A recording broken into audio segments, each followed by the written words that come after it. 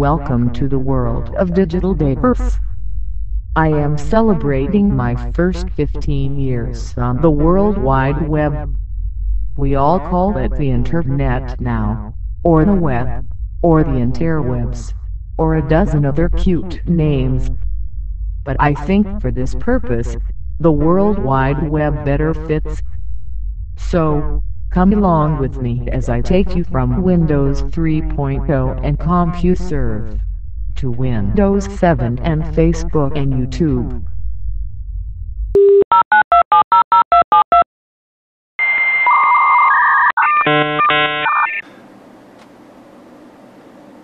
With all this speed, suddenly I began realizing how my computer was lacking speed and power.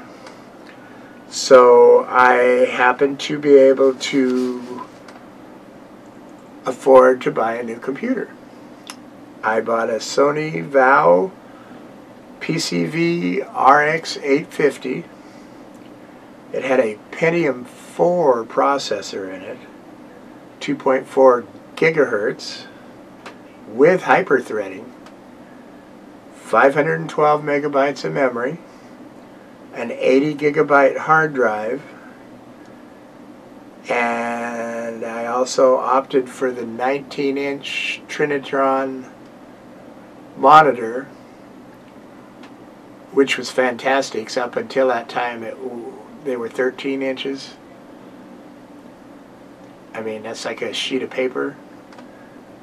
Unfortunately, the 19-inch monitor was also 19 inches deep, so it was like a piece of furniture.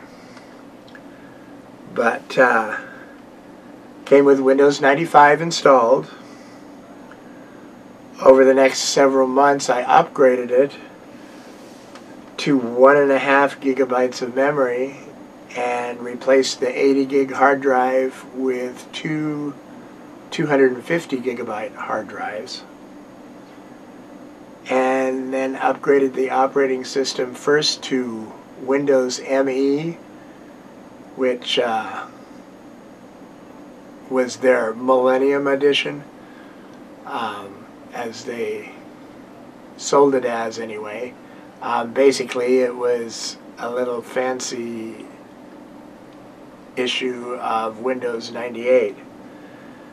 And then shortly thereafter upgraded to Windows XP.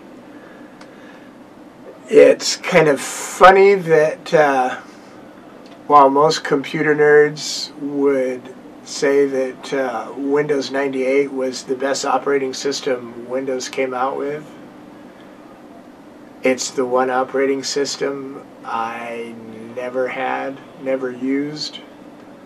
I skipped right from Windows 95 to Windows ME.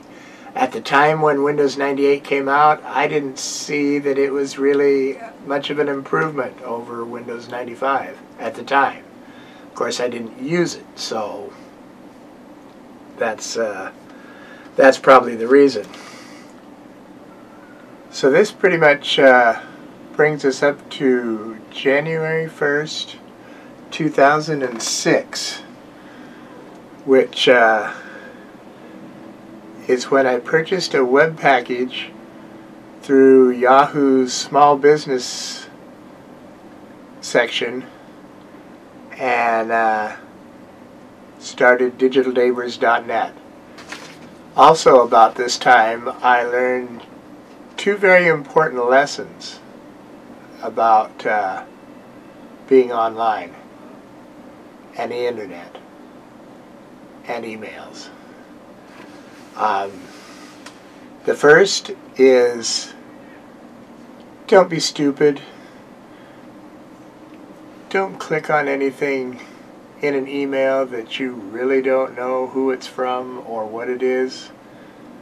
At the time, I was getting like a weekly newsletter from the Human Rights Campaign, and I got an email from one of the gals there, and the subject said, "You have to see my wedding pictures." And I thought, I don't really know this gal personally, but because it was kind of strange coming from the Human Rights Campaign, that I had to click and open the pictures.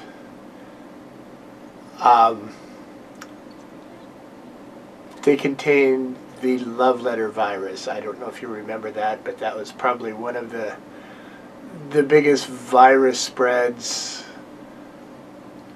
in that decade. Spread like wildfire because it was so easily hidden in the content of an email. And I quickly did a search and found out about the virus. Found a removal program for it from a reputable website, and within 24 hours I pretty well had my computer cleaned up and back to normal and no more signs of the virus. So I immediately installed some antivirus software. Shortly thereafter, I had been uploading some videos to a Usenet group, you know, the news groups. And while I know it was wrong, I had taken certain precautions, the normal ones at the time, to kind of mask myself. But unfortunately, I didn't mask myself quite well enough. And one day I received an email from a production company, actually from the law team of a production company, ordering me to cease and desist uploading any videos of theirs. Shortly thereafter, I got a letter in the postal mail, snail mail, and saying that if I didn't do, I think there's 3 different items listed on it, that I could be up for a lawsuit up to $1 million. One of the things I had to do is make, I think, 10 posts in the next month in the same news group,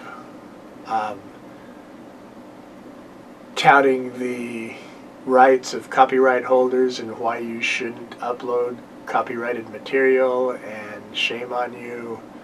I had to write them a letter of an apology and stating that I would never do it again. And I can't remember what the third thing was, but it was something comparably silly. So anyway, those are the 2 lessons, big lessons, that I learned at the time.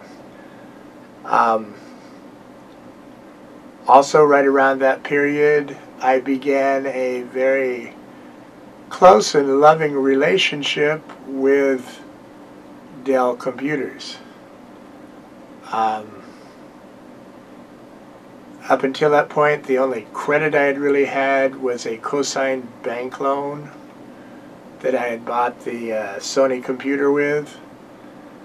I paid it off and was never late, but never really entered my mind as far as getting a credit card until I saw, well, I was browsing the Dell site one time, and I saw a laptop for a reasonable price with pretty good specs, and they basically invited me to apply for credit.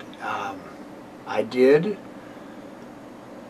It was approved almost immediately, and within like a week I had a brand new laptop computer.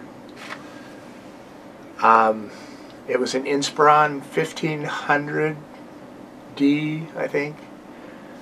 At the time, it had a 2.4 gigabyte Pentium D, which meant dual processing, but it wasn't really quite a true dual processor like we have multiple processors today, but also had hyper-threading, had 1.5 gigs of memory, and a 100 gigabyte hard drive came with Windows XP installed.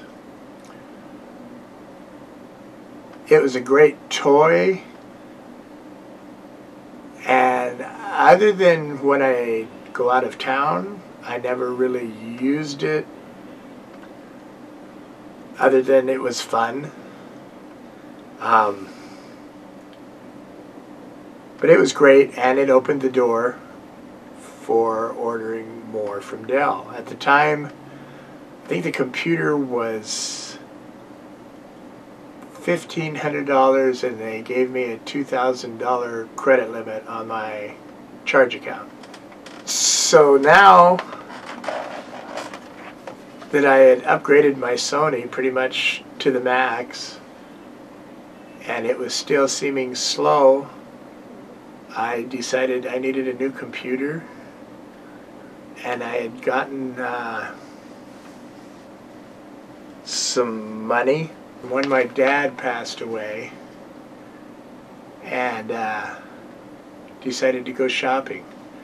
And so I did my shopping online at Best Buy, I think it was, and they had a gateway computer, GM 5076E.